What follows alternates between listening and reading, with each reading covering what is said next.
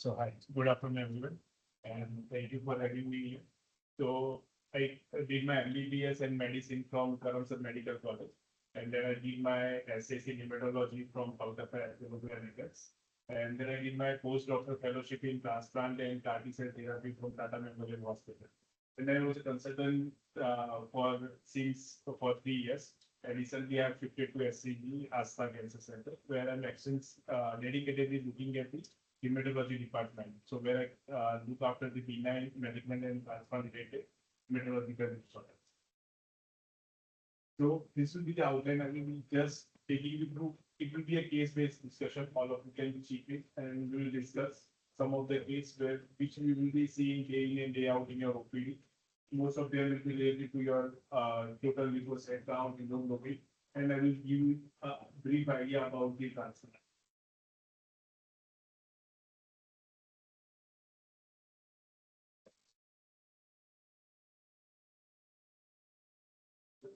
Yeah, this is how it all started. So first description of red blood cell was there in the book of Enron 1 lymphoma. That was in 1674. So it was the first time when we described a red blood cell as well as and few microorganisms in his book. And he described as it is something looking like a round red globule floating in the crystal fluids.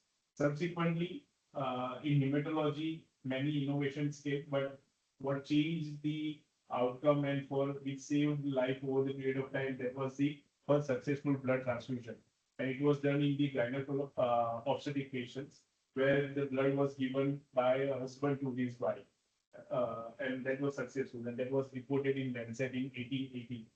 And after that, malignant hematology came into the picture in somewhere in 1832, where Hodgkin's was reported by Dr. Hodgkin. Then it was reported as some lymph node, which are not being explained by the infective as well as the tubercular etiology. And later on, it was found that this was a lymphoma and it was a Hodgkin's lymphoma. So clinical hematology mainly has three parts. One is benign hematology, second is malignant hematology, and third is transplant and cellular therapy. In benign hematology, we usually deal with the RBC-related issues, your anemia, be it aplastic thalassemia, sickle cell, or your normal iron deficiency or plastic anemia. When it comes to WBC, anything related to leukocytosis or leukopenia, it is being covered under the benign hematology. Transfusion-related disorders like transfusion-related complications, your transfusion-related reaction, febrile hemolytic reaction, non-febrile hemolytic reaction, your bleeding-related issues, your thrombosis-related issues, hemophilia patients, or recurrent thrombosis, pregnancy loss, EPLA-related thrombosis. Those are being also covered under the benign hematology. Narcissist-related issues, which you may be seeing ITP, immune thrombocytopenia, or thrombocytopenia because of the any critical illness, or sometimes you see the thrombocytosis, which is a part of the malignant hematology. So few cases, 40 years, female married, 2 children, presented with the complaint of fatigue, weakness, irritable mood, irregular menstrual bleeding, and she has pallor with flat nails on examination. CBC was suggestive of moderate anemia, 7.1 HB, with MCV of 50 with microcytic hypochromic, with the reticulocyte count of 0.8. HPLC was normal, iron was 70, TIBC was 418, saturation was 4%, ferritin was 5%, and USG was normal. Sorry, USG was suggestive of 5. So this was her peripheral smear vision. So what you can see here, these are some of the cells which are not looking normal. These are some of the normal RBC would look like this. And whatever the pallor you see inside the RBC, it is increasing the size. So this is microcytic hypochromic picture. And considering the female with the irregular menstruation, bleeding, with the fibroid in the uterus, it is more likely to be iron deficiency anemia. And what you can see here is the iron is low, transferrin saturation is low. So whenever you are seeing a patient of anemia, first thing you have to suspect is the nutritional cause. Iron deficiency would be the 70% was out of the 100, and the 30% will be the megaloblastic anemia. So in all the patient, you have to make sure that you get iron report done before you transfuse the patient, because once you transfuse the patient, the iron report will be abnormal. The iron report will be from the transfused RBC. It will not be from the patient. So get your iron sample done before you transfuse the patient. So iron alone is not important. You have to always get TIBC, total iron binding capacity, along with the iron. And iron divided by TIBC, that will give you idea of the transferrin saturation, which will give you much more idea rather than just iron or TIBC. And second important thing is ferritin. So ferritin is a marker which will give you the idea about the store of the iron inside the body. So transferrin saturation along with the ferritin, that will give you a complete idea about the patient suffering from iron deficiency anemia. So this was the iron deficiency anemia, and the basic cause of this iron deficiency was the blood loss. So you have to address that fibroid first. You have to take a help of gynecologist. Once you address that fibroid, then the bleeding will go down. Once the bleeding will go down, the hemoglobin loss, blood loss will be decreased. And then whatever therapy you give, that will help patient to increase the iron. So similarly, second, 28-year female, unmarried, heavy menstrual bleeding for 20 days, pale with ecchymotic patches all over the thigh, and there was no organomegaly. Sonography was normal. Now you see CBC suggestive of 5.5 of HP, total count of 1700, neutrophil is 24, lymphocyte slightly increased. Usual lymphocyte is around 40 to 45%. So it has slightly increased to 66, and platelet is 2000. So what you can see, everything is low. Hemoglobin is low, platelet is low, WBC is low. And this was the bone marrow picture. So this is normal bone marrow picture, what all of us has. So whatever the purple patch you are seeing, those are the cells which produce your megaloblastic erythroid and as well as the myeloid series. So they are the precursor cells. What you can simply say, they are the cells which produce everything of your body. What happens usually in diseases where these all the purple cells, what are the precursors? They are being replaced by the adipose tissue, and this is a condition which is known as the aplastic anemia, where your normal hematopoiesis is being replaced by the fat. Now you have only this much hematopoiesis for your patients to produce adequate hemoglobin, platelet, and WBC. So aplastic anemia is another common condition which you will see in pediatric as well as the adult patients. And most patients will present with the pancytopenia, what our patient is having right now. Second common presentation of aplastic will be bleeding. Most patients will have, if you see 100 aplastic, more than 95 aplastic anemia will have sort of bleeding, whether it will be a major bleeding or minor bleeding, but bleeding will be there in aplastic. Another important thing while you are suspecting aplastic is there will not be any organomegaly in patient with the aplastic anemia. Pancytopenia can be with organomegaly, but that will be because of the, suppose you have a you have a splenomegaly with pancytopenia, then you have to think of the chronic liver disease giving rise to the splenomegaly, giving rise to the pancytopenia because of the hypersplenism. So always get your USG done.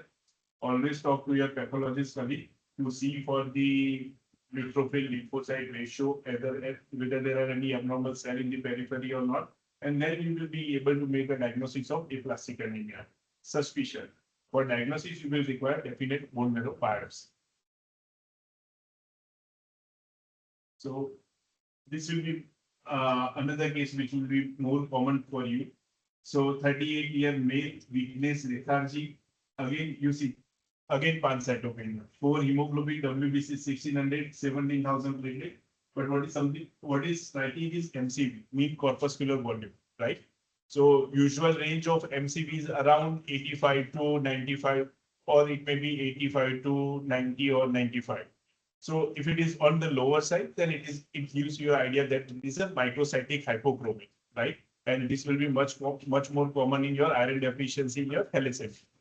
If it is above 95 or 100, then it is going towards the megaloblastic changes. Sometimes it is seen in the myelodysplastic syndrome as well as some patients of the hemolysis. But what is more common with us is the megaloblastic anemia. So if you have pancytopenia with high MCV and red cell distribution which is also on the higher side. So this will give you a suspicion that whether this patient is suffering from megaloblastic anemia or not. Because what is more common, we have to think which is more common and more common etiology in your subset of patients. Now this is peripheral smear, and what you are seeing here is the neutrophil, and this is a typical MCQ. All of you have read that hypersegmented neutrophil. So these are the segments. So 1, 2, 3, 4, 5, 6, 7, 8. So hypersegment. Anything more than 5, if you can see under the microscope, that is called the hypersegmented neutrophil. And hypersegmented neutrophil is classical sign of patient having a megaloblastic anemia. So in such patients, whenever you are evaluating anemia, if you have MC which is on the higher side, then definitely you have to get the B12 level done, because most of us are vegetarian and only good source of B12 is the non-veg red meat. So which most of us are not taking. So B12 is another cause which may lead to the pancytopenia. B12 deficiency can lead to, along with the pancytopenia, it can lead to significant weight loss, hair loss. So all of these presentation can be seen with the B12. Now, good thing about B12 is once you treat the patients of the B12, if you give them, even if you give them empirically B12 for 7 days, then even not only their peripheral picture, even their marrow will be changed. So if you diagnose a megaloblastic anemia today, and you do a bone marrow biopsy, and you give a 7 days of B12 therapy along with the folic acid, then you repeat a bone marrow biopsy next Thursday, the bone marrow biopsy picture will completely change. That is the beauty of giving a B12 therapy. So B12 deficiency patient has to improve within the 7 days of giving the B12. If they are not improving, then you have to think of other causes, because other causes like myelodysplastic syndrome or any other hematological disorder will be much more common if you have given adequate B12 and your patient is still not improving. So few more cases. So 25-year female, first pregnancy, no PIH, normal full-term vaginal delivery. On day 2, her hemoglobin was 5.2. 2-unit PCV was given. On day 7, hemoglobin was 6 with low platelet. Coagulation was normal. Direct womb test was normal. LDH was very high. Creatinine was 1.4. And this is her CBC on the day she came to us. So you can see hemoglobin is 7.7. Platelet is just 50,000. And total count is 7,300. And that is something, if you can see, there is a 4 cystocytes per oil immersion flame. Any guesses? I don't want to try. So the help is one differential. Yes, good. Thank you. Good. So actually is one. So sorry. Hemolysis. Yes. So this patient is definitely hemolysis, because your LDH is high, your hemoglobin is going down. Even if you have given 2 PCV, still the hemoglobin is going down and down. What is something unusual is the platelet. Platelet is just 15,000. So postpartum female with hemolysis with DCT negative. So DCT negative means you have ruled out the immune causes. Now your platelets are also low. So this is going more towards microangiopathic hemolytic anemia. And cystocytes are the fibrin. So cystocytes means fragmented RBCs. Whenever the RBC are passing, they are getting broken. And that is what you can see in the peripheral smear. So microangiopathic hemolytic anemia is a big umbrella. And in that you have HUS and TTP. HUS is hemolytic uremic syndrome, and TTP is thrombocytic purpura. Thrombotic thrombocytopenic purpura. So TTP is much more common in females postpartum, right? HUS patient will have more of the renal dysfunction. TTP will have more of the hematological disorder. But it's a close diagnosis. So how you can diagnose TTP? First is the clinical signs. So any postpartum female coming with the low hemoglobin which is not explained, And thrombocytopenia, which is not explained, you have to think of TTP because whatever we used to read in our book that pentad of TTP, you have to have fever, mental disorientation, thrombocytopenia. It is no longer the case.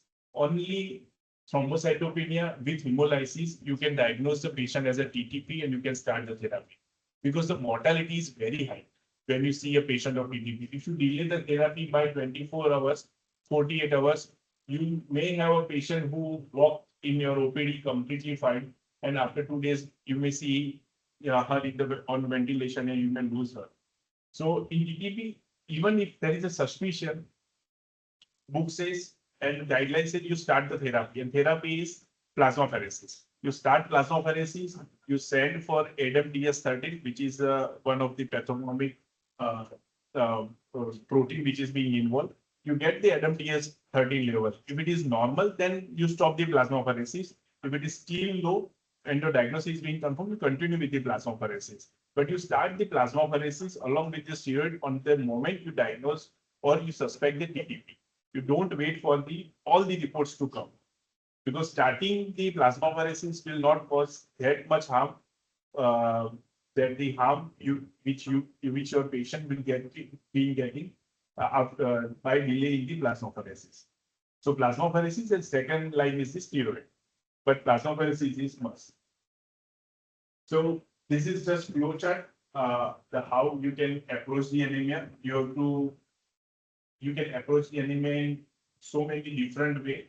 You can see you can divide the anemia based on the MCV level. You can divide the anemia on the basis of the Coombs positivity and negativity.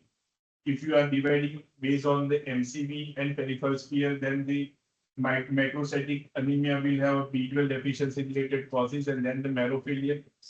Microcytic anemia will be more common in the thalassemia and iron deficiency. And if it is a normocytic normochromic anemia with normal MCV, then the renal dysfunction and chronic anemia, anemia to CKD will be much more common. Now, this will be some of the malignant causes because second part of the hematology is the malignant hematology. So again, 35-year female, no medical illness, decreased appetite, fullness of abdomen, mild weight loss, no fever, and liver and spleen both are palpable below costal margin. And this is the peripheral smear picture. So just to explain you, because most of you may not have seen the peripheral blood under the microscope, whatever the U-shaped, what you can see that those are the neutrophils. And these are the megakaryocytes, right? So these are the giant platelets. So this is the CBC of that patient, 9.8 HB. Now we see the total count, 2,75,000, right? And there are neutrophils, but along with that, there are 5% plus myelocyte, metamyelocyte. So myelocyte, metamyelocyte, these are the precursor form of the your neutrophil. Whenever in body, what happens? Your stem cells start producing. First, they have the myelocyte. Then they go into the metamyelocyte. Then they form the another form of the neutrophil. Then the series goes on. If there is any defect in this maturation process, then it will be something abnormal which you will see in your peripheral smear. If your body requires frequent, if your body's WBC count is so high that your body is not able to go through this maturation process, then what will happen? Your myelocyte will also start coming in your peripheral circulation. Your metamyelocyte, your blast, everything will come in your peripheral circulation. And this is a similar thing which will happen in this patient with the chronic myeloid leukemia. So this is the patient with the chronic myeloid leukemia. Most of these patients will come in your OPD very stable. Some of them might have gone through the health checkup and they found that the WBC are very high. Some of them may have just mild weight loss and fatigue. And if you get your labs done, then you will see the this picture with the CML. So these were the biopsy. And this is the favorite MCQ. All of you must be remaining 46, 922. 922 translocation is Philadelphia chromosome. And it is a signature of the CML. So part of this chromosome is broken and it has joined. So this is chromosome analysis. So beauty of CML is highly curable disease. And if you treat 100 CML, you will be able to save 95 to 98 CML out of 100, and you will be able to cure them for the rest of their life. And CML requires just one tablet. This is tyrosine kinase inhibitor, TKI therapy. So first, initially, it was imatinib. Now we have second generation TKI. Then there are third generation TKI. And by taking the simple TKI once in a day, they remain in their control phase for a longer period of time. Most of them, they will live normal life as like a normal human being.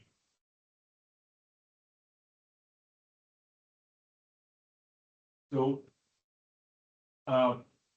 another common presentation in hematology OPD is the, along with the fever, there is a weight loss.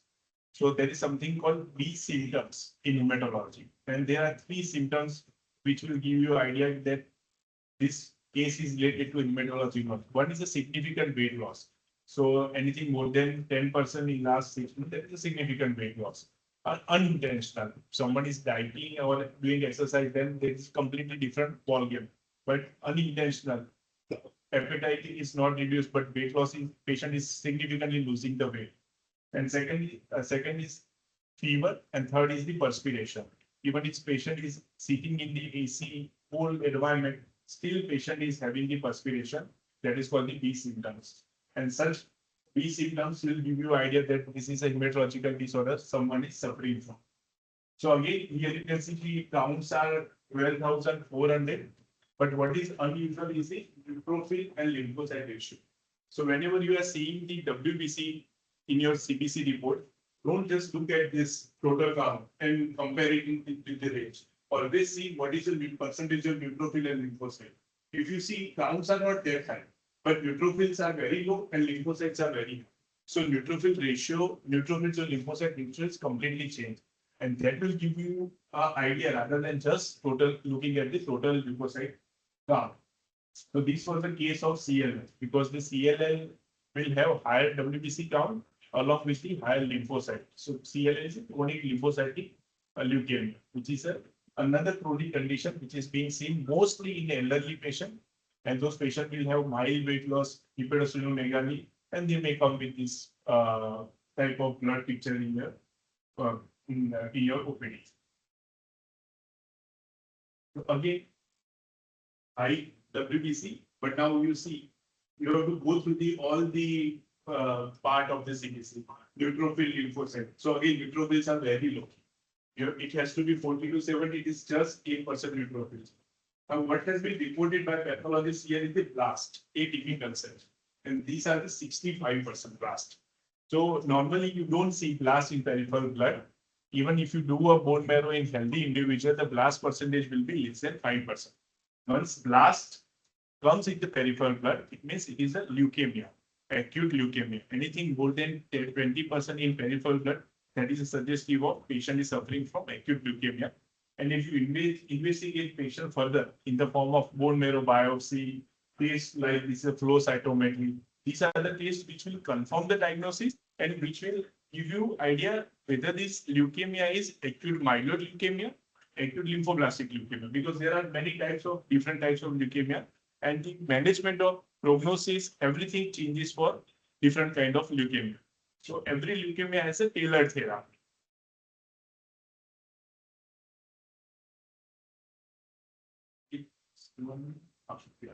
So leukemia usually they are myeloid and lymphoid, and in myeloid you will have acute myeloid leukemia, and some of the chronic form are the chronic myeloid leukemia what we have seen. Another common thing which you will see in your OPD is polycythemia vera. Patient will have high hemoglobin, higher WBC count, higher platelet. These are the patients which will have panmyelosis. Everything in body is high because they have lost their regulatory mechanism. So everything will increase, and that is the sign of the polycythemia vera.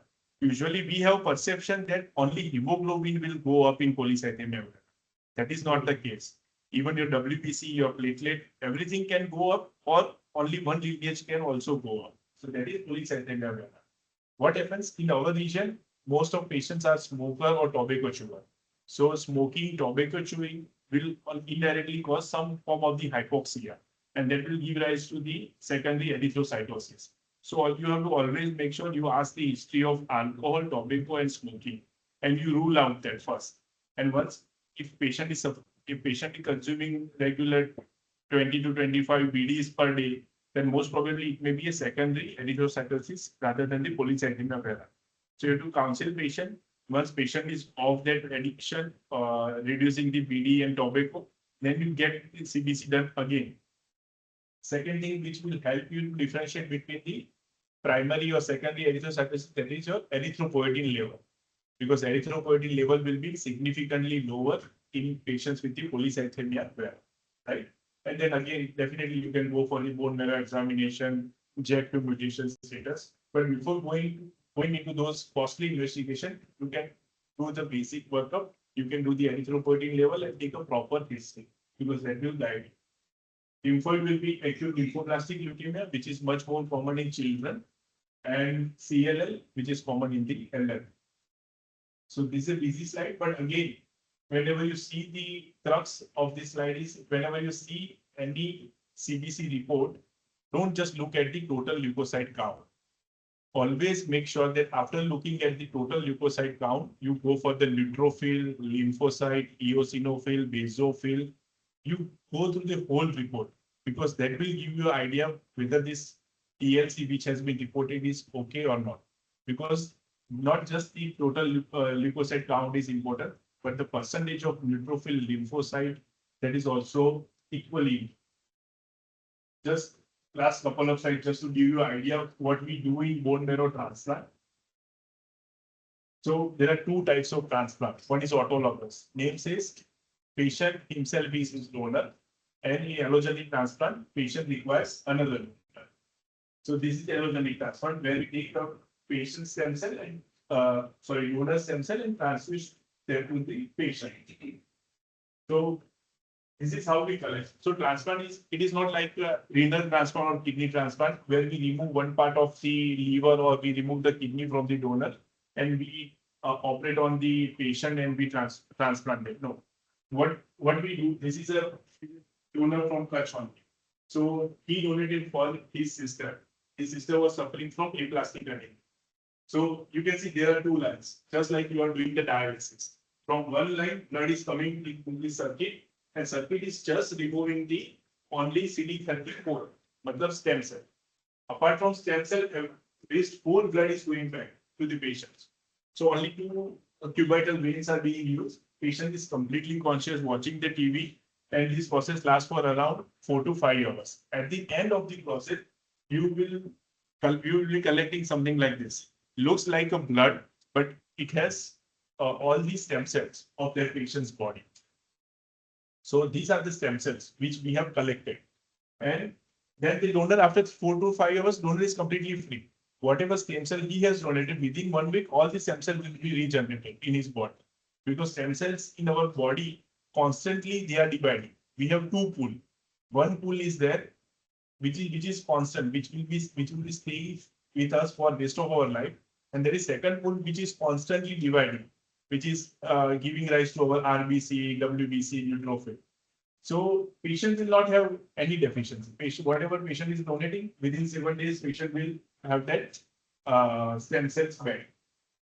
And okay, so here I have not shown, but what we do, then we collect this stem cell, and the very next day we put a central line. And all the stem cells, just like you are transfusing your blood, we transfuse the stem cell. That will be around 40 to 45 minutes. And once this stem cell goes into patient's body, they will take around 2 weeks in patient's body to go and go inside the patient's bone marrow. They circulate in patient's bone marrow, patient's blood, and they find out the place in bone marrow.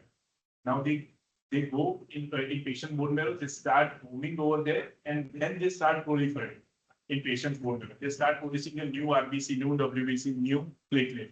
And those new WBC will take care of the rest of the malignancy. So this is how transplant usually works.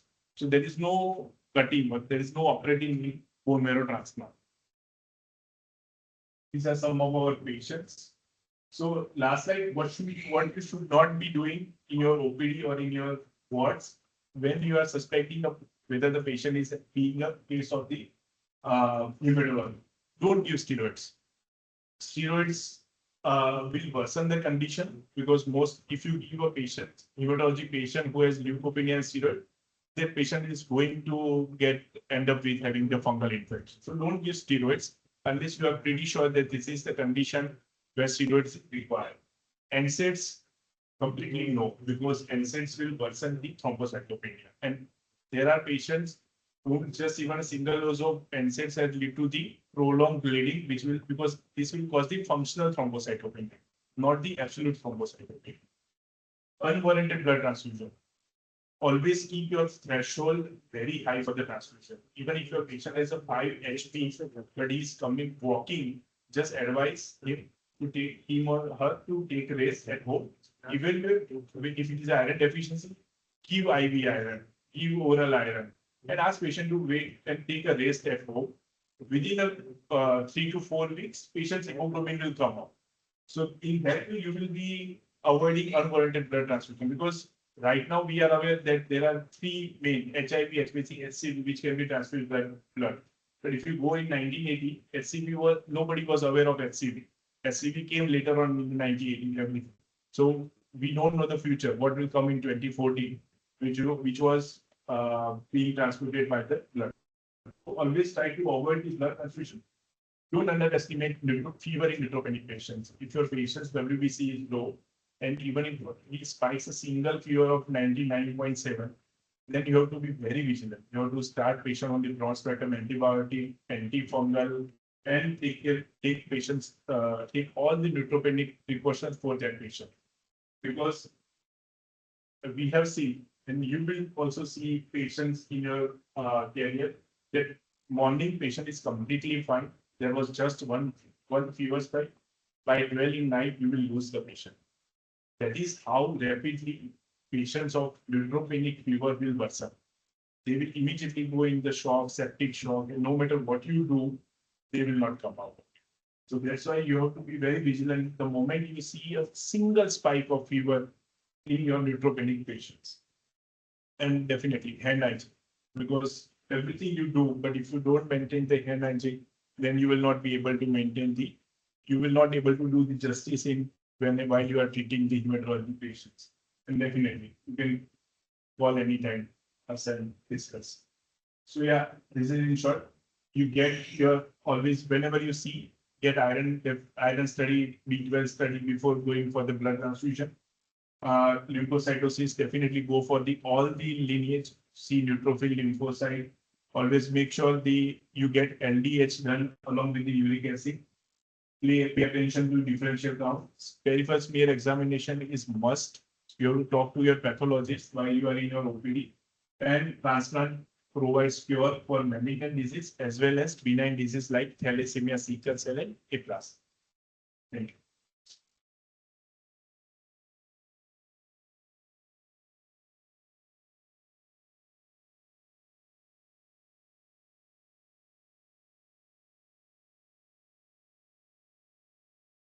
So with this, we come to end of this session. I would like to express our sincere gratitude to Dr. Kaumil Patel for such an insightful and enriching presentation.